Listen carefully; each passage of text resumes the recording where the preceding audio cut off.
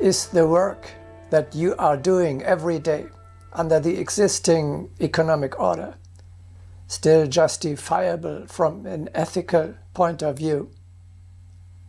This question becomes ever more urgent. For an accountant of a company that uses valuable, irreplaceable resources for producing redundant goods, for a baker in a bread factory that is aiming not primarily to make high-quality food, but at the lowest possible production costs, for an employee in industrial livestock farming or in the entertainment industry, for a lawyer, tax consultant, auditor, advertising expert, or business consultant who assists such businesses with his advice, and for many others more. We could continue the series of examples endlessly. The commercial thinking has captured all areas of work and infected them with its egotistic spirit. It now permeates all levels and institutions of society. It corrupts people without that most of them are even aware of it. We have transformed our profession, our vocation, into a business for profit.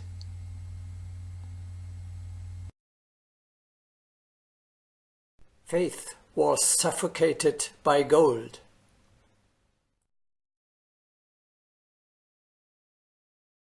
Currently, money making is being placed higher than everything else.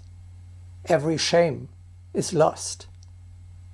Things that you normally would never do are being accepted in the interest of maximizing profits. The job argument justifies the most repugnant practices. What the father legitimately forbids his children in the evening, he carries out himself at work during the day.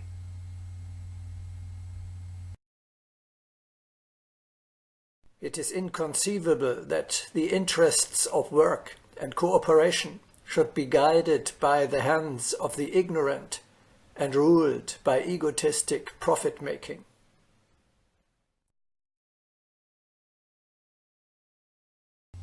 The forces of man are being abused for purposes that are not worth it.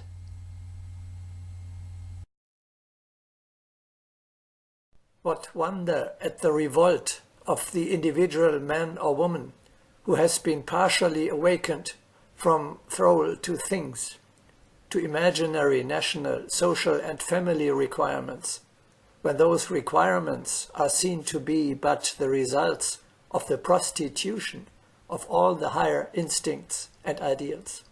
I say, truly, the prostitution of all higher instincts and high ideals.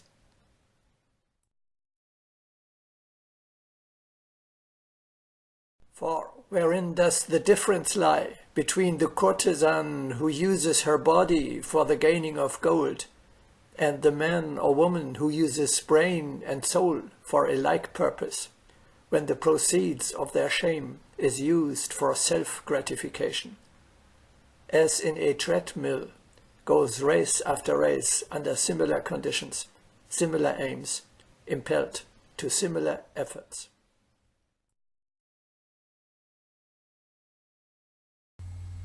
It has come to the point that for the spiritual man, a need to work for money, hardly a decent, let alone a meaningful field of activity remains open. You can scarcely escape this problem. In the social and healthcare professions, the question of meaning has not arisen in the past, because they naturally serve the benefit of the neighbor. Today, However, even here, more and more profit-making, the quasi-industrial mass processing of patients is gaining ground. This prevents the workers from recognizing and combating the true, often spiritual causes of suffering.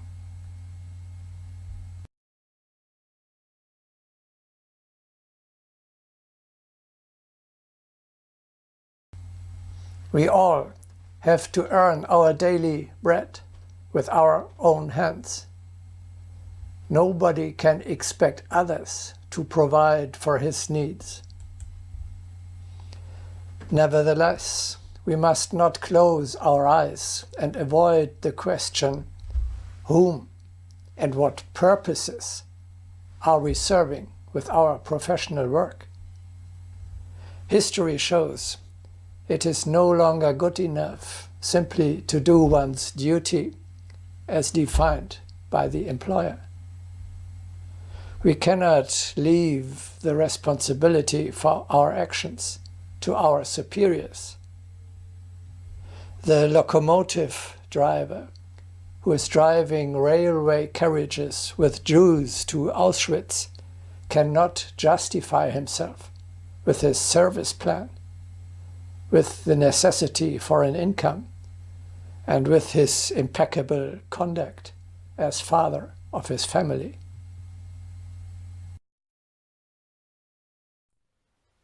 Where do ye belong? Are ye warriors of light or of darkness?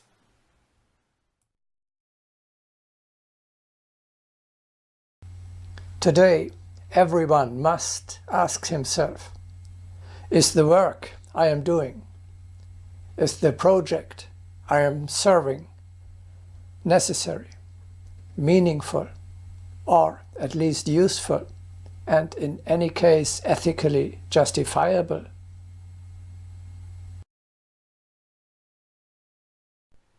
The only condition is that the work be useful.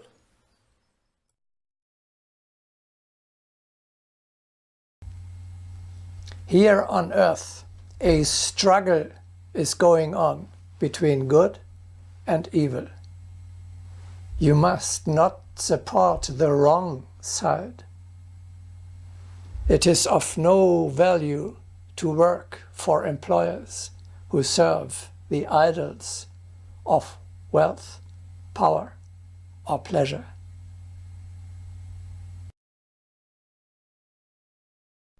The war is on twixt right and wrong, twixt heaven and hell, and you must choose your side.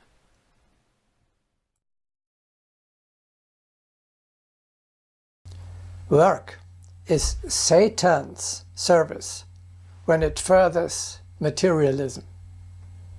This must be clearly said to those who wish to stick, under today's conditions, to the work ethos of the past. In a world without God, labor is worthless because it aims at results that are not worth the effort. It is even harmful because it still increases the evil in the world.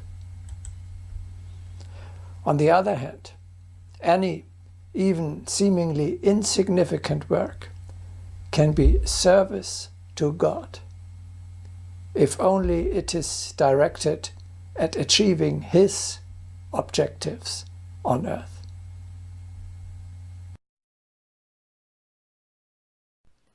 How to affirm the quality of your deeds? If your deeds benefit humanity, then their essence is good.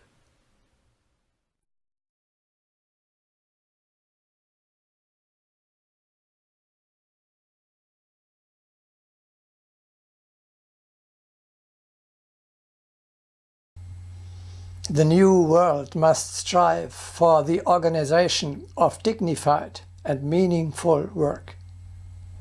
Will it not be a higher and more satisfying task to help create truth justice, and beauty than to support the many worthless personal interests of any paying clients? Will it not be more worthwhile to serve the higher world and its principles than the egotism of a fellow man or institution?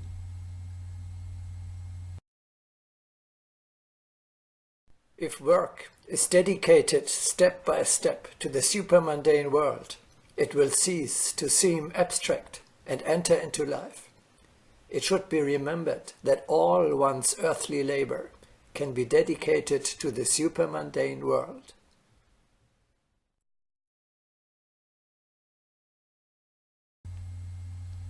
An example: the entire day-to-day work of thousands and thousands of people employed in the field of law, from lawmakers, judges, attorneys, public prosecutors, clerks, secretaries, telephone assistants, down to messengers and even the cleaning personnel, is spiritualized, ennobled, and transfigured, if only it serves the high goal of establishing justice on earth. Will not this be the real improvement of the quality of our work? It would not matter where one stands, whether at the top or at the bottom. Everyone who is a link in the chain of those working for justice takes part in the dignity of this service. Whoever contributes to establishing justice works for God, for the realization of the kingdom of God on earth, even if he delivers his performance under earthly conditions to other men.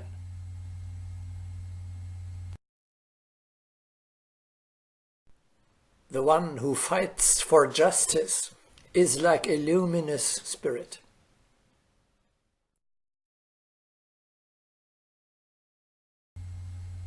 The same applies to all areas of work. Every profession is sanctified if it serves the common good. The provision of the people with the physically or spiritually necessary, or the enforcement of high principles such as truth, justice, beauty, and love. People have a right to meaningful work for a higher goal. We must overcome the terrible dissatisfaction with our daily work. This is done by converting it into a service to a higher aim. The work must be organized in such a way that for everyone in his particular place, it is clear at every moment for which magnificent temple building he is contributing his individual stone. The principle of service gives every, even the smallest, most inconspicuous, seemingly lowest, namely every necessary work, dignity and meaning. It leads to a true transfiguration of our daily activities.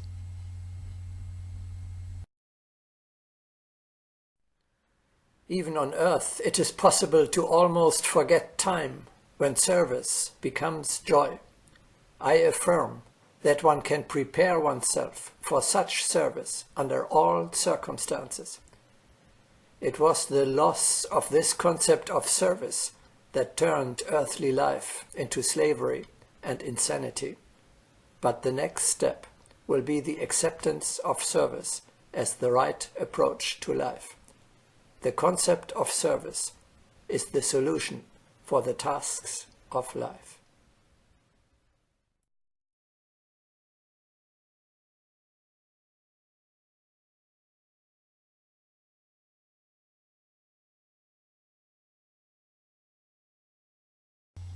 Every spiritual warrior has already today the opportunity to push the economy forward in this direction.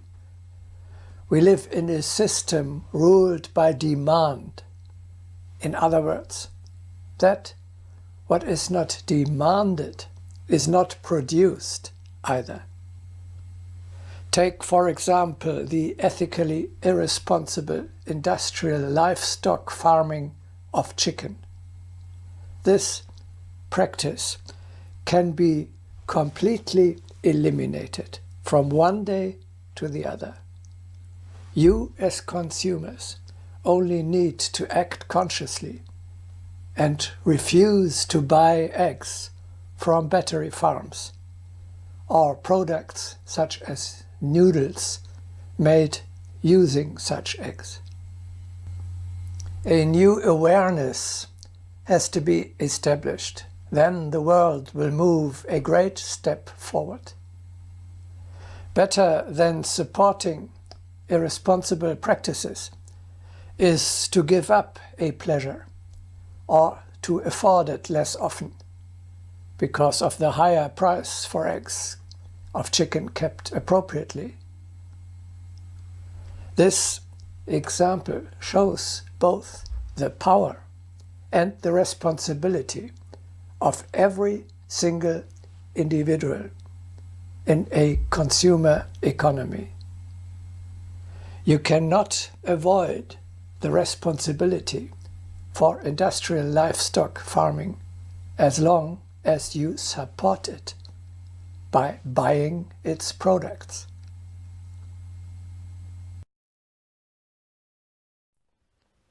There is truth in the saying that for one person's crime, a whole nation suffers. It is not only the motive that unites participants in a crime, but aspects of their nature also bring them together. Who can judge the degree of participation? Some may have encouraged the criminal verbally, others mentally. Who can define this or determine the main cause? Few care to think about how and when they have participated in a crime.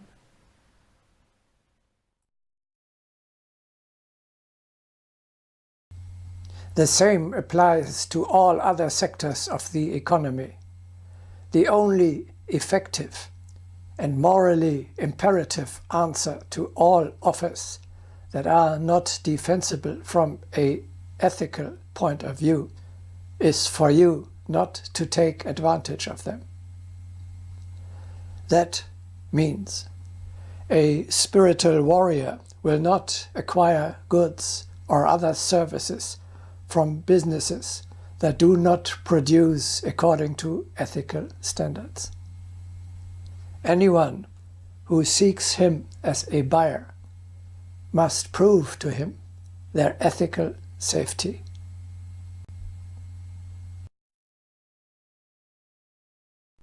The living ethics must first of all be expressed in the ethics of the actions of every day.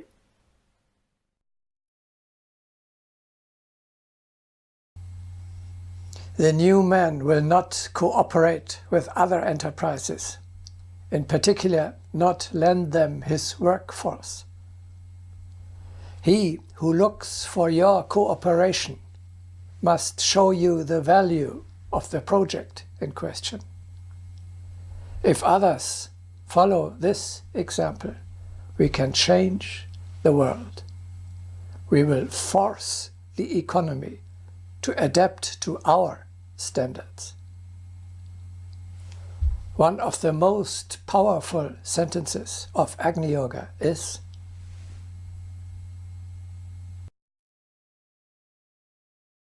people, each individually, can act strictly in accordance with ethical standards and thereby produce a healthy emanation.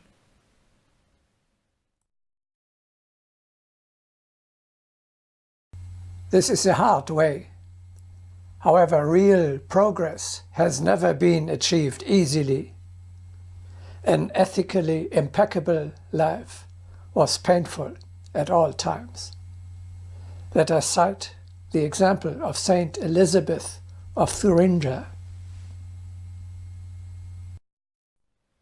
Elizabeth maintained a strict, unusual diet. She noticed that much of the foodstuff that was being savoured at her royal court had been illegally squeezed from the poor.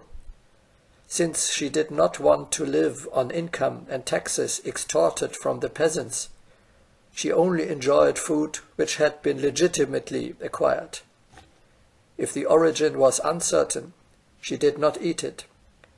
This hard renunciation at a richly laid table was a mute protest against the irresponsible habits of her environment.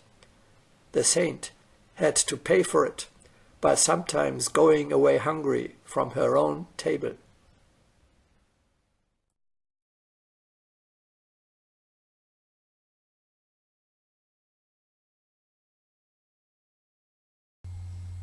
In the society of the future, there will be no poverty and no unemployment.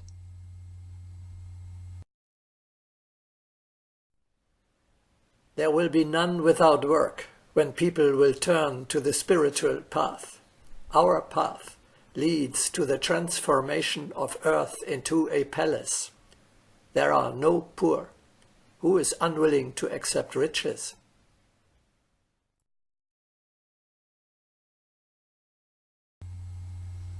We had already discussed this particular topic in one of the previous broadcastings, Tabanese World Without Poverty and Unemployment.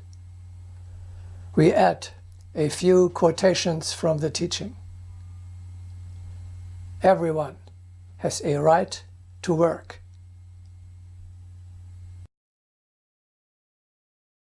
Begging is prohibited. Every cooperative has to ensure in its area that there is work for everyone. Only infirm people are allowed to be accommodated in a retirement home, but only few are infirm to such an extent that they should be completely deprived of work. The work opportunities are inexhaustible. One must only be able to recognize which work is suitable for whom.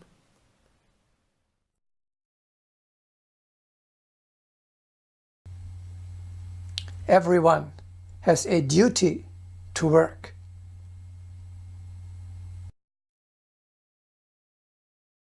Nobody is allowed to refuse to participate to the best of his ability in the necessary work.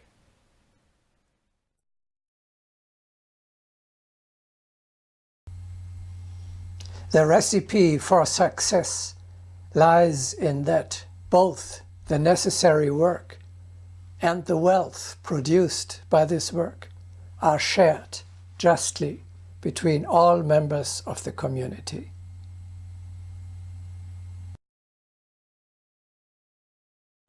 To share is the pledge of victory.